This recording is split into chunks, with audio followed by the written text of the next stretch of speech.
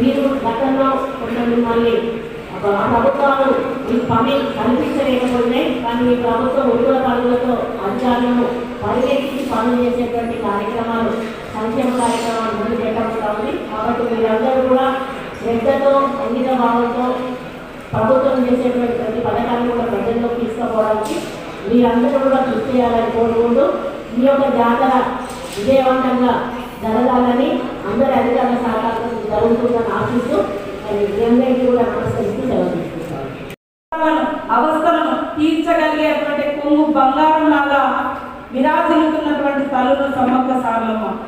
కాబట్టి కోరుకుంటా ఉన్నాం. అదేవిధంగా బీజేపీ ప్రభుత్వాన్ని కూడా మేము కోరుతా ఉన్నాం. నేను కూడా గతంలో రాష్ట్రపతి గారి దృష్టిలో తీసుకెళ్ళాం, జాతీయ పండుగగా ప్రకటించండి. అదేవిధంగా గతంలో కొంతైనా నిధులు ఇచ్చేది, ఈసారి మరి జాతరకి ఎలాంటి నిధులు ఇవ్వలేదు. రాష్ట్రం నుంచి ప్రాతినిధ్యం వహిస్తున్నటువంటి మంత్రి కిషన్ రెడ్డి గారు మరి వెంటనే జాతీయ పండుగగా ప్రకటించే విధంగా కృషి చేయాలని, అదేవిధంగా ట్రైబల్ వెల్ఫేర్ డిపార్ట్మెంట్ నుంచి ప్రత్యేక నిధులు కేటాయించాలని కూడా కేంద్ర ప్రభుత్వాన్ని కోరుతాము. అందరికీ నమస్కారం.